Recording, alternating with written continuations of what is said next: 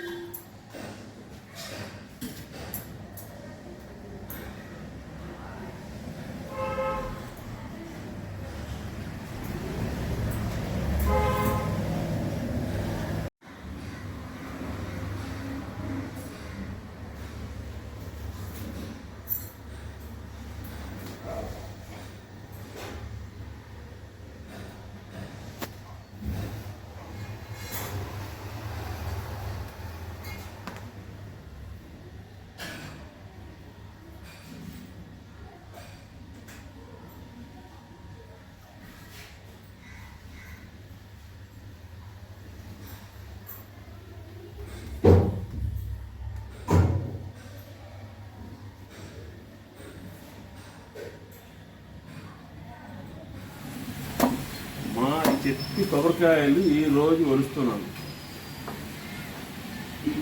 చూడండి ఎలా ఒలుస్తున్నాను, నేనే ఒలుస్తున్నాను అంతే.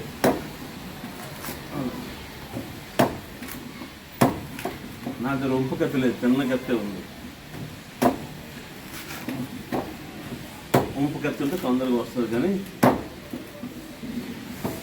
ఈ కత్తి సౌదీ అరేబియా నుంచి తీసుకొచ్చింది. చికెన్ చేయడానికి బాగా పనిచేస్తుంది, కానీ కొబ్బరికాయలు ఉపయోగించడానికి లాభం లేదు.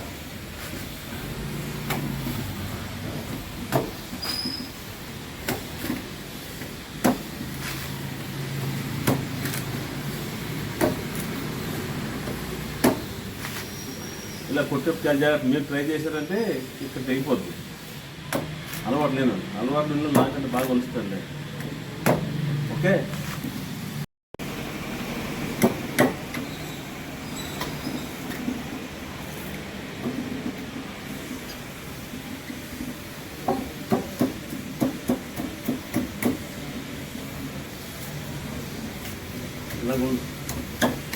అలాగే చెప్తాను, అలాగే ఉంది.